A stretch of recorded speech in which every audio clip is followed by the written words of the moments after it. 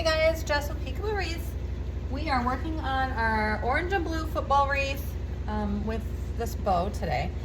We're using lots of orange and navy blues, some natural tones too, and that's that. So I'm just gonna put my ribbons in the order that I'm gonna use them over here to the side so that I don't get confused on what the plan was.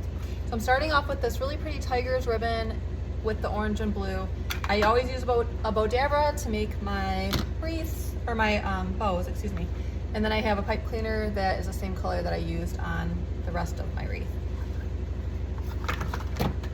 So here we go. I just strapped one of my ribbons off my table, so let me grab that. All right, so you guys will have to let me know who you cheer for when it comes to football. Are you more college, more pro teams? What are you guys thinking? So this one is a 4-inch ribbon. So as always, I dovetail the end so that it looks a little bit more professional. With the 4-inch, it's a little harder to dovetail it.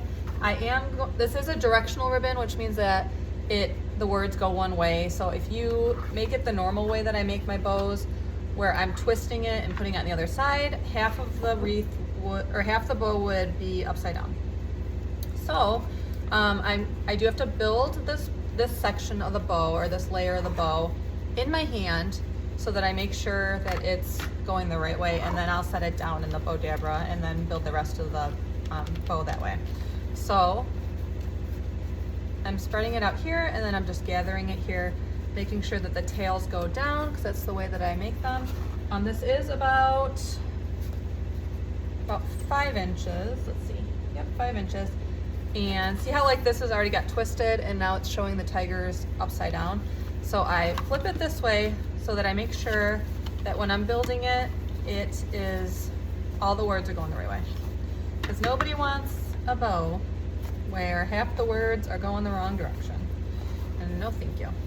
So this ribbon is wired, but as you can tell, the middle part, like this material, is a little bit on the thin side. So we just have to make it do what we want. It is wired. Wired ribbon is able to be like repositioned. So when the customer is storing this throughout the rest of the year, if it gets like a little bit crumpled, is that a technical term? Crumpled? Crinkled? They'll be able to fix it and make it look just as good as it did when I shipped it out to them. So we're just gathering it like this, making sure that our loops are about the same length. Then I'm going to gather like this. This is a little bit tricky because I am doing it in my hand, and this reminds me why I do like to use a Bodabra, is because I don't do the best holding the ribbon and stretching out and all the things. All right, so here we go. We have 2 on each side where it says tigers, right there. There we go. And I can tell if I need to, I can just kind of pull out the loops a little bit to make them the same length on each side. It's all about symmetry when you're making a bow. You want to make sure that the left side's the same as the right side as much as possible. And I do use straight pins to keep the rest of the ribbon from rolling and getting creased and all those things.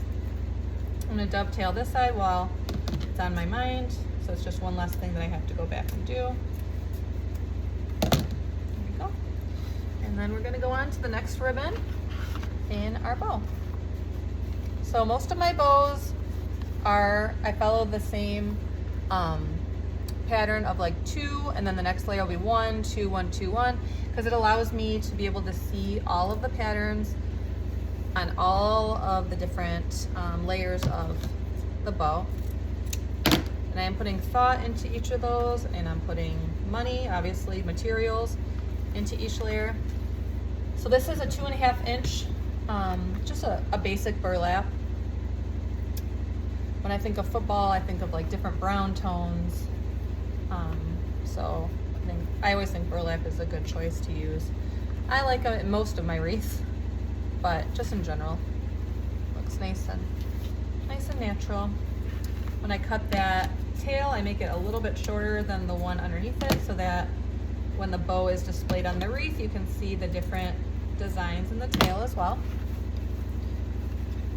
Each side of my loops, I make them a little bit little bit shorter than the layer underneath. Maybe about a finger width. Again, this is a 2.5 inch. The bottom one is a 4-inch ribbon. Okay, and now we're gonna do 2. We're gonna use this one here. This is a really pretty orange and blue with footballs. What's kind of nice about wreath making too is that you don't have to, I've learned, you don't have to always make like every tone of the same color match exactly. It's okay to have a little bit of variance and variables in there. It still looks really pretty. I know that this theme is all about, you know, team spirit, right? So orange and blue and footballs and, you know, shout it loud. Like, I always imagine like being, you know, at a football game, you know, what kind of loud and excited and spirited theme and materials should I use? So I think this is really pretty. The people that like these wreaths, they're obviously like die-hard team supporters, right? So they might have like a student that goes there, or maybe they have a child that plays for a team that has orange and blue as their colors. Like I said before, a lot of these sell to southern states like Florida and Georgia. I know that there's a college down there, Auburn University. They do have, I believe, the Tigers as their mascot. And when I do make these wreaths, I tend to make one that has the word Tigers in the ribbon, and then one without it, so that for people that have a school that they support that isn't the Tigers as their mascot, that there's still a wreath and a bow for them. All right, so I did that. Now we're gonna do one. I have this really pretty burlap, and it has kind of like a chicken wire pattern on it, but I think that it's kind of like a basic enough to work here. I try to, sometimes I'll do pattern on pattern on pattern, but sometimes it gets a little bit overwhelming. So like doing a pattern and then a solid is a good choice. But this does have a pattern, like I said, but I think it works for the football theme.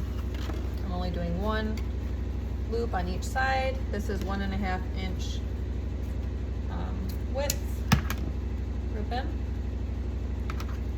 You have to let me know if you're watching football. If you've started watching football, if you're a football fan, let me know in the comments. All right, so we did one on each side there. Now we're gonna go 2. We have another really pretty 1.5 inch football ribbon. I love this ribbon. I use it year after year. It has a really pretty printed texture. It doesn't actually feel like, it doesn't have a texture you can feel, but it looks just like a football with like that speckled pattern. And this one is 1.5 inch as well. We're gonna put 2 loops on each side, and then we're gonna put that orange, a really pretty orange crosshatch ribbon as like our center loop one. So again, is what I do is you make the loop, you twist it so that the unfinished side is facing up, so that when you do put it down in your bow maker, the pretty side is facing up. And then when you do your last loop, you keep it so that the tail shows that pretty side, so you don't twist that last one. Sorry, I kind of get an autopilot doing this so often sometimes. Oh, my scissors got stuck. But thankfully the ribbon is creased enough so I can kind of tell where I had it in there. This Bodabra has definitely served its purpose. I've been using it for the last, six-ish years. Might be time for an upgrade soon, we'll see. Okay. And then I'm gonna put that last layer on. It's always a good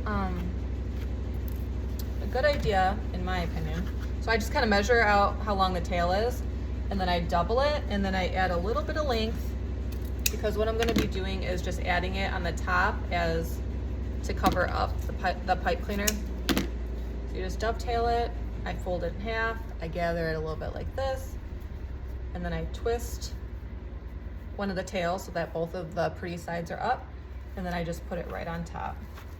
Kind of stretch some of the tails down.